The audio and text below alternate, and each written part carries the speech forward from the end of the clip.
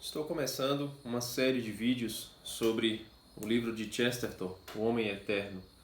Claro que não com a pretensão de ser uma grande análise, né, de um intelectual, que eu não sou esse grande intelectual. Estou fazendo esses vídeos porque quando eu li esse livro da primeira vez, eu gostei tanto desse livro, gostei tanto, não sei se dá pra ver aqui as marcas, né, que eu não uso post-it, eu dobro as páginas que eu vou marcando, né, tem muitas marcações aqui. E quando eu gosto muito de um livro, eu procuro logo na internet, no YouTube, né, se tem algum conteúdo de alguém falando sobre o livro e tal. Gosto muito dos vídeos do Moni Nasser, por exemplo. Enfim, e outros professores também que falam disso no Instagram, no YouTube, etc. E eu não encontrei nada, absolutamente nada sobre esse livro aqui. É um livro maravilhoso, maravilhoso mesmo, eu não tinha encontrado nada. A única coisa que eu vi depois foi que o padre Paulo Ricardo fez um curso sobre Chesterton e aí tem, se não me engano, 2 aulas sobre esse livro aqui. Mas mesmo assim, é, eu gostaria de ter visto algo sobre o livro. E aí eu pensei, não, por que eu mesmo não fazer? Por que eu não coloco em prática aquilo que eu queria? Né? Que se eu encontrasse os vídeos que eu vou fazer, eu assistiria. Então é mais ou menos essa ideia. Né? Para atender essa demanda que eu realmente não encontrei, né? Que realmente não tem sobre o livro do Chesterton. E eu quero fazer isso, né, porque eu estou relendo o livro e aí eu vou reler com um comentário, tá? Então vou fazer esses comentários aqui no YouTube. Muito provavelmente, eu ainda não decidi, muito provavelmente será um vídeo para cada capítulo, tá? Se o capítulo for muito pequeno ou se conversar muito diretamente com o outro, né, ou outros, aí eu vou acabar unindo, né, alguns capítulos num vídeo só. Mas até o momento será um vídeo por capítulo. Então a ideia também não é fazer vídeos longos, tá? Não será uma aula, né? Será um comentário sobre cada capítulo.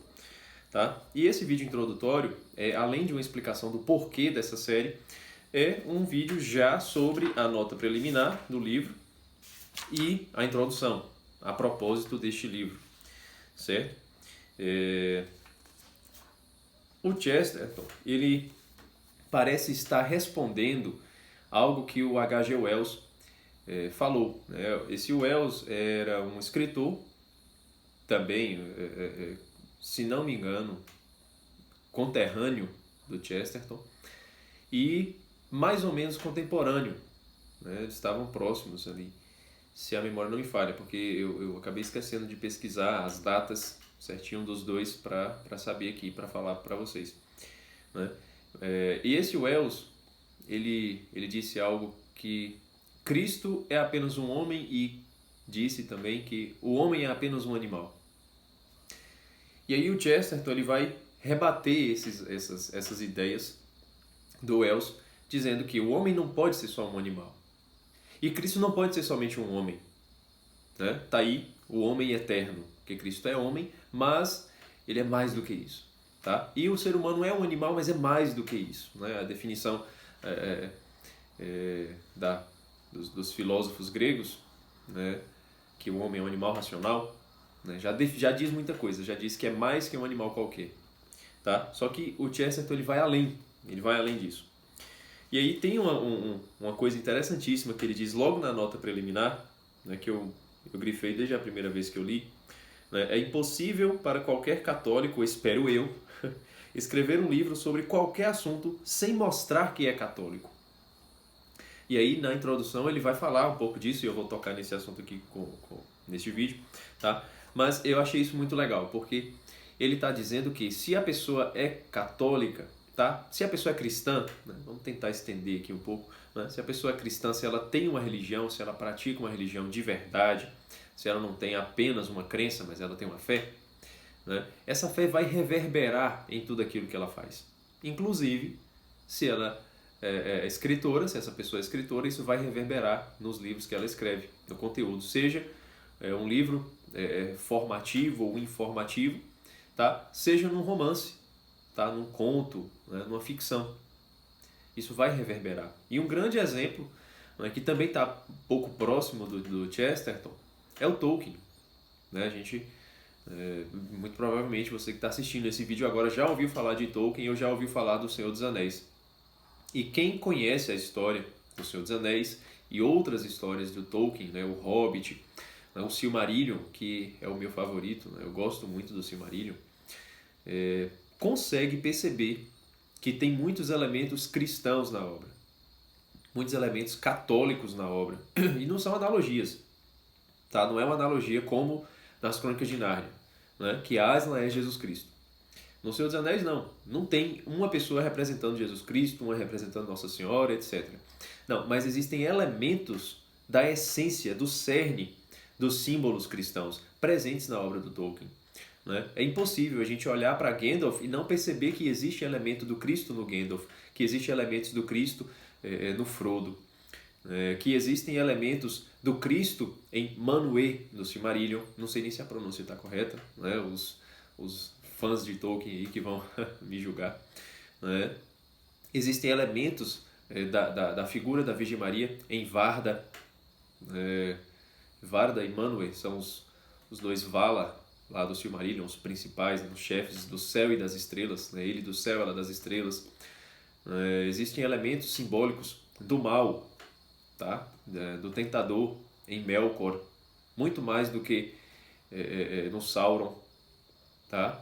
É como se o Sauron fosse uma espécie de substituto, né, do Melkor.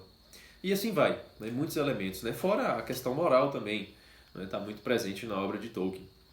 Tá? Só que mais do que a moral, mais do que o ensinamento, a regrinha, a doutrina, existe ali o cerne católico na obra de Tolkien. E esse é só um exemplo, né? Porque o Tolkien era muito católico. Quem conhece a história de Tolkien sabe que ele era muito católico. Ele ia de bicicleta com os filhos para a missa, toda semana. Que a esposa dele se converteu ao catolicismo, só que depois ela voltou ao anglicanismo.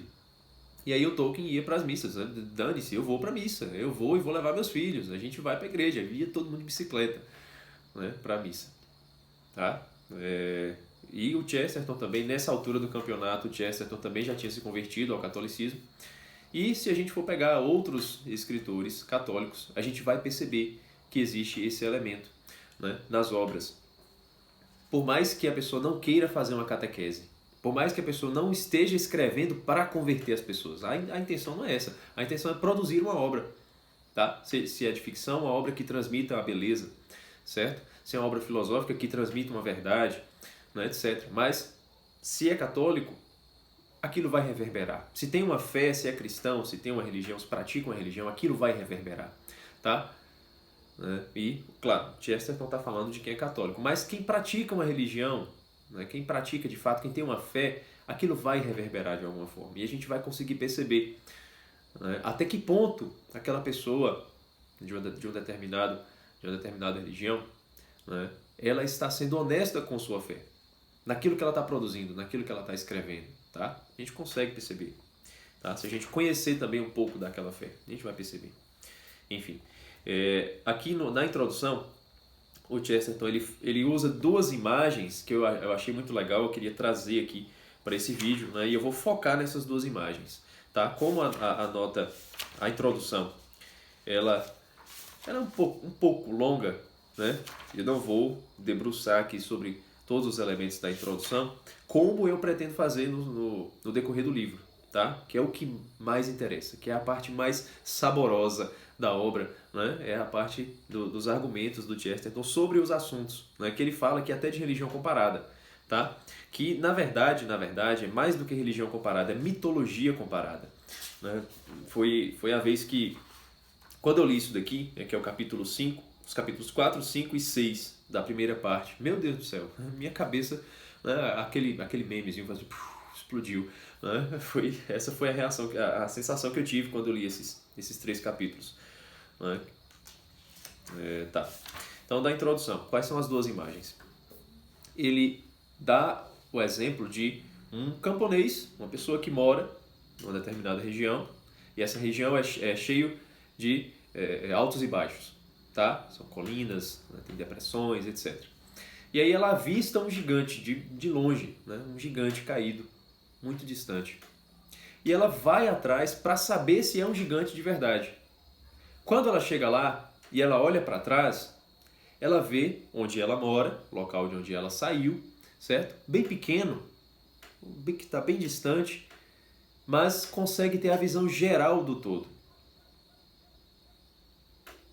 Vamos ficar com essa imagem. E aí, no decorrer do texto, ele diz que aqueles que combatem a fé, os inimigos da fé, os inimigos do cristianismo, são pessoas que estão na penumbra, nem saíram de lá de dentro, nem não estavam lá dentro daquele campo, certo? Daquela casa, daquele terreno, nem estão distantes o suficiente para ver o todo. Eles estão numa penumbra. Eles veem uma parte do todo sem ter feito parte de dentro, certo? Essa é a postura, é a posição dos detratores, daqueles que combatem a fé. E qual é a postura correta? A postura daquele que conhece por dentro, sai para fora, olha para trás e vê o todo. Essa é a pessoa que pode julgar a fé, que pode questionar a fé, que pode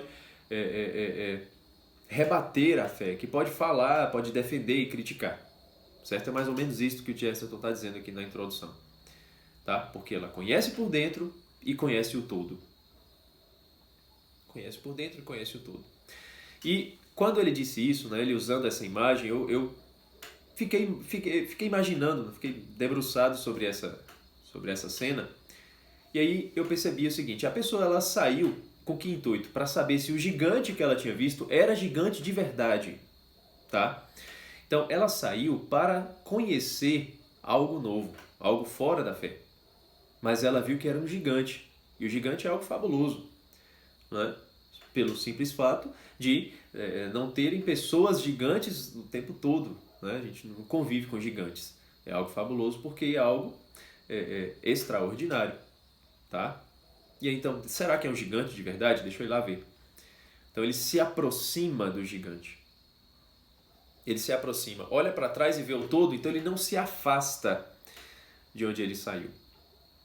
Então, tem que falar daquilo que o Chesterton está falando, né? Então, o católico, vamos botar assim, o cristão, o católico, ele pode muito bem reconhecer gigantes fora da igreja. Não é problema, né? O problema é ele julgar que é gigante sem ser, né? Ou diminuir quem de fato é gigante. Ele pode ir lá comprovar. Ele pode reconhecer gigantes em outros ambientes. É o que São Paulo disse. Experimentai de tudo e ficai com o que é bom. Experimentar quer dizer o quê? Saborear. E saborear é o quê? A palavra sabedoria vem de saborear. Não é? Então, a pessoa pode conhecer, pode estudar, pode conhecer de tudo. Reconhecer gigantes lá fora. Mas ela sabe de onde ela veio, onde ela se encontra e de onde saem gigantes muito maiores. Tá? O fato de existirem gigantes fora da fazenda, né, daquele campo, não significa que todos aqueles outros gigantes sejam mais válidos, mais coerentes ou até mais gigantes do que os que saem daquela fazenda. Do que os que construíram aquela fazenda. Tá? Então, a postura do católico, a postura do cristão, a postura daquele que tem honestidade intelectual é esta. Ela pode muito bem sair não como quem abandona, mas como quem vai investigar um assunto que é diferente daquela fé, de onde ela se encontra, sem abandonar aquela fé. Conhecer, experimentar, saborear de outro conteúdo e ficar com o que é bom. Quer dizer, reconhece o gigante e volta. Não é porque é o gigante, então pronto, vou abandonar o de lá e vou confiar nesse daqui. Né? Experimentou, tá, separa o joio do trigo, veja o que é bom, fique com o que é bom e volte para o campo. Volte para o seu terreno. Tá? E quando você faz esse movimento de honestamente procurar reconhecer o gigante, saborear, experimentar de outras verdades, de outros ensinamentos, tá? Não é relativizando as verdades, tá? Eu falei verdade, mas não é para relativizar tudo.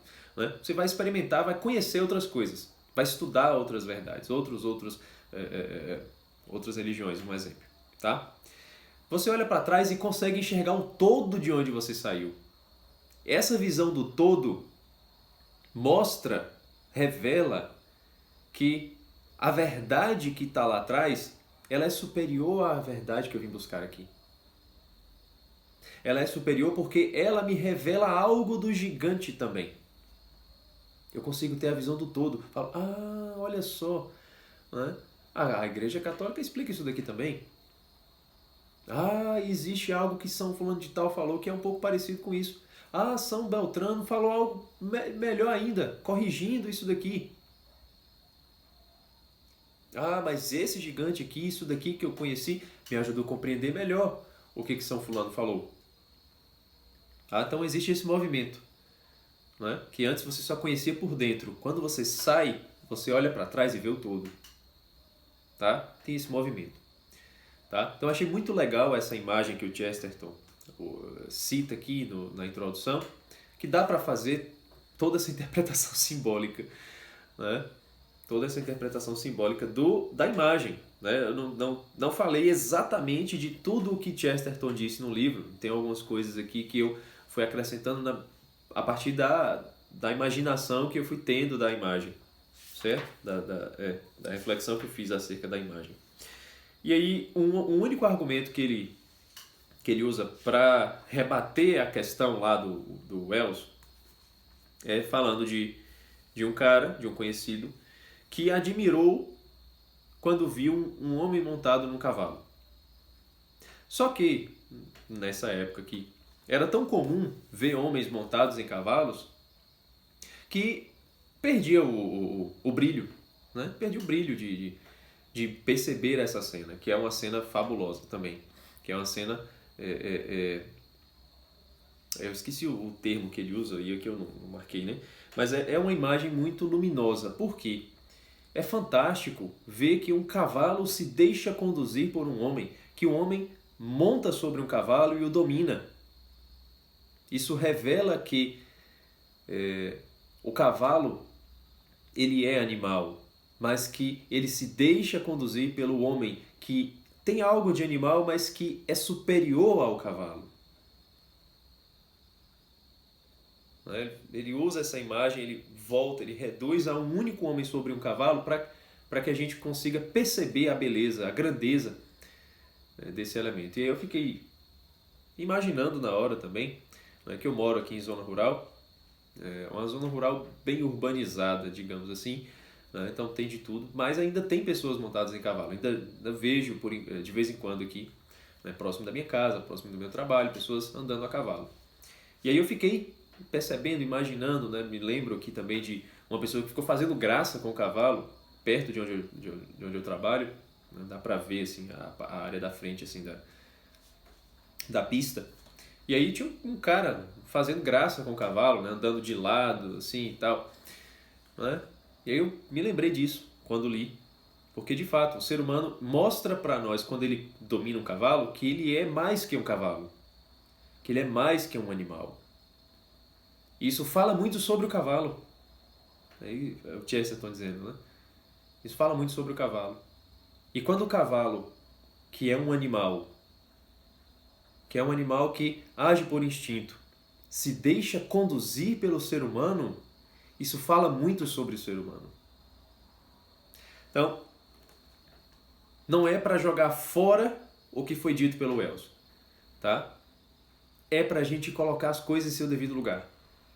Por isso que o Chesterton ele vai escrever todo o livro utilizando esses três elementos, o animal, o ser humano e Jesus Cristo. Para falar, para revelar que Jesus Cristo ele é um ser humano, mas ele é mais que um ser humano. Que o ser humano é um animal, mas é mais que um animal. E observando esses três, a gente vai ter a imagem do todo, de como que o animal fala sobre o ser humano e o ser humano fala sobre Deus, né? Até